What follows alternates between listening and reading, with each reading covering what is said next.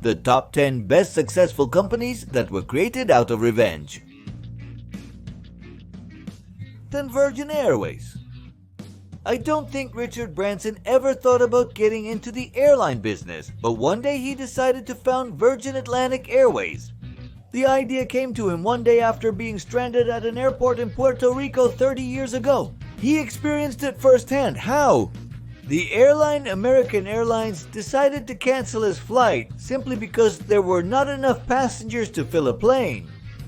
The company, like many others in this sector, only looked out for its own benefit, and they cared very little if people needed to get to their destination. Richard was quite angry about that, stating that the British and the Virgins. A beautiful lady was waiting for him, and he, being a gentleman, could not stand her up.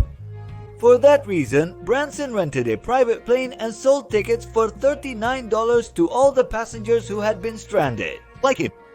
After that incident, he decided he was tired of airlines not caring about travelers, and he bought a Boeing 747 to found Virgin Airways, which is currently the airline with the fewest complaints from users.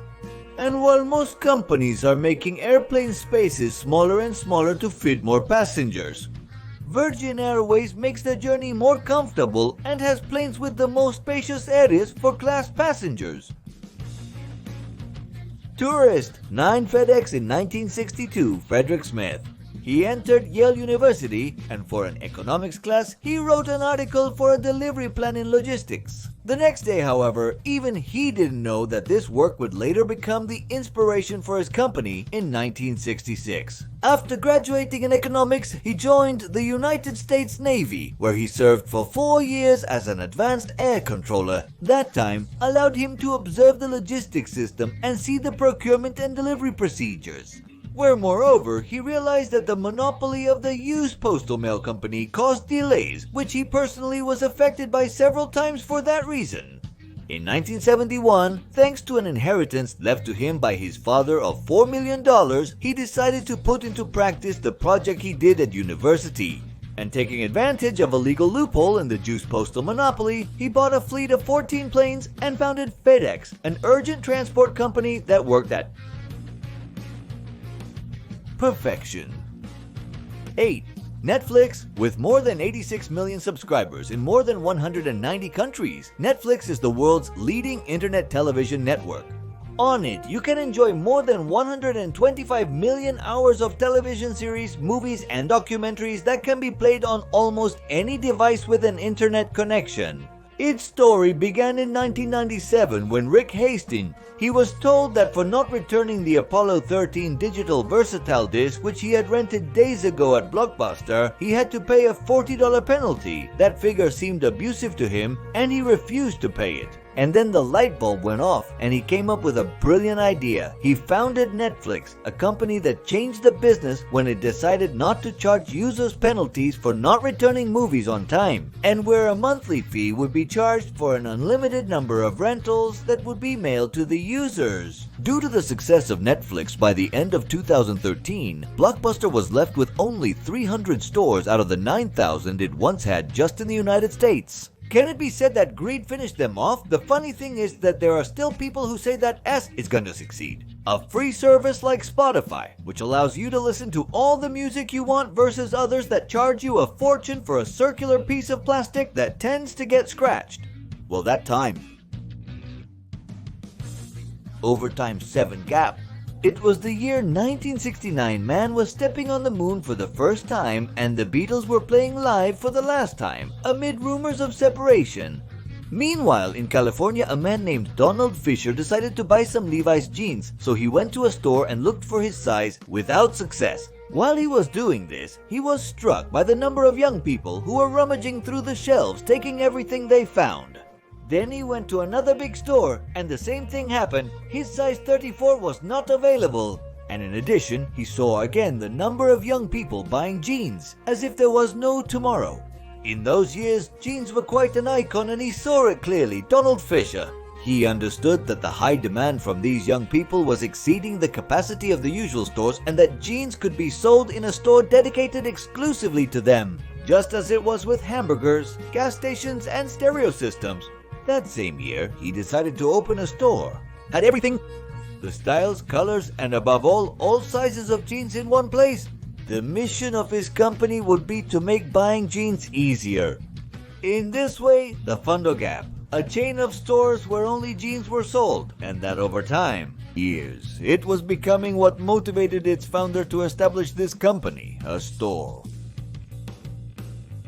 of clothes like any other. 6 Intel. During the 60s, Firechill was an American company that dominated the integrated circuits market. However, in 1968, 3 of its founders decided to flee to form their own company because they liked to work creating and not in administrative functions of executives, for which they ended up hating Fairchild. In this way, Gordon Moore, Robert Noyce, and Andy Grove founded their own company, which they were initially going to call Moore Noyce.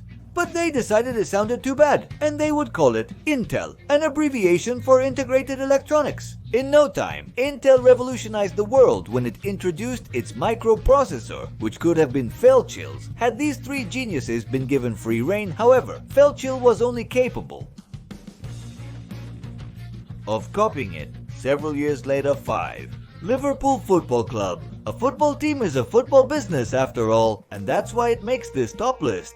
In the city of Liverpool, there was and still is the Everton Football Club, which played its matches at Anfield Stadium, which was built in 1884 in 1892.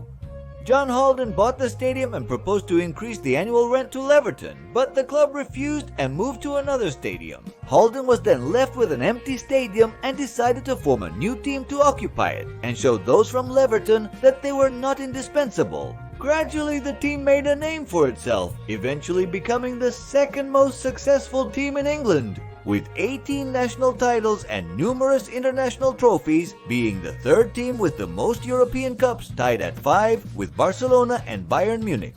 Liverpool is currently one of the most powerful teams in the world, but despite the years, and having done better than Everton, they remain their biggest rival. And Anfield continues to show absolute ice when both teams face each other. 4. Activision. Before, video games were published by the manufacturers of the systems for which they were designed. For example, Atari, which is the one we're going to talk about, was the only distributor of games for its own console. This was quite mortifying for video game developers, as they received no compensation and were not even credited as the creators of the game. But after seeing how several video games became bestsellers, by the late 70s, a group of 4 programmers decided that enough was enough and met with Atari. They demanded greater recognition and to be paid a royalty for the games they developed.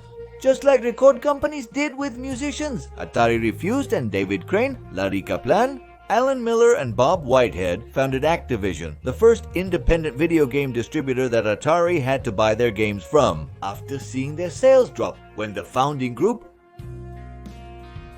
of Activision left their company. Trace Dyson, James Dyson saw the light while vacuuming in the living room of his house. He claimed that that gadget made a lot of noise but didn't vacuum anything, and therefore decided to open it and replace the bag without success. And here, where any mortal would have opted to kick their device in frustration, James decided to investigate what was wrong with it. Just a few days ago, he had visited a factory with an industrial cyclone that separated air particles using centrifugal forces, and it clicked in his head.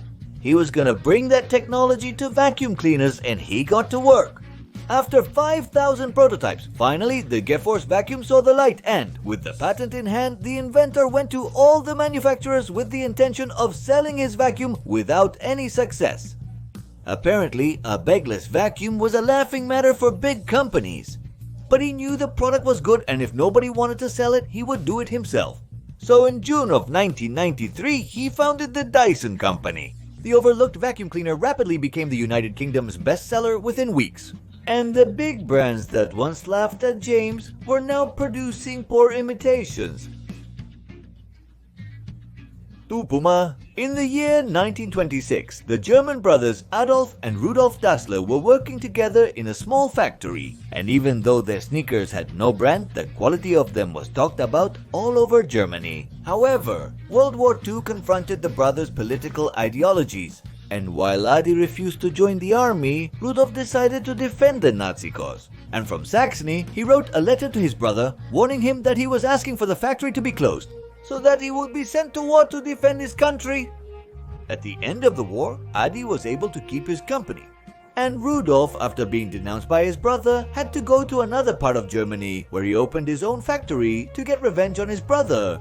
In this way, two great brands were born: Puma, founded by Rudolf in 1948, and Adidas by the hand of Adi. Ironically, the only Dassler still involved with the brands is Franz Dassler, grandson of the founder of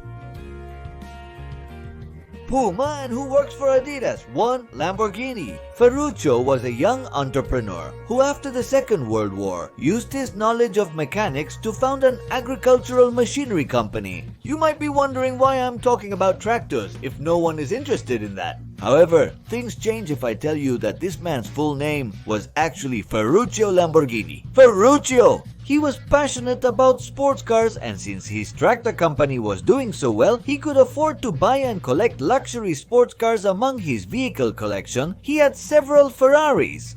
However, he always noticed that the cars from what is proclaimed as the most powerful brand in the world always had mechanical problems. And he claimed that the last straw was the continuous clutch problems with his Ferrari 250 GTB. For that reason, he decided to dismantle the vehicle piece by piece. And to his surprise, he discovered that the luxury car, on which he had spent millions, used the same clutch that he used for his tractors. Obviously, this angered Ferruccio greatly, who called Enzo and told him that Ferraris only gave him problems, to which Enzo replied that a tractor manufacturer did not. He couldn't understand the complexity of a Ferrari. And if apparently making sports cars was so easy, why didn't they get to work, said and done, just as Enzo told him? In 1963, Ferruccio founded the Lamborghini company and in just 4 months presented the Lamborghini 350 GT5 with a 512 engine, which curiously Ferrari had rejected. Leave a like if you liked it, subscribe to the channel, follow me on my social networks, a hug, and see you in the next video.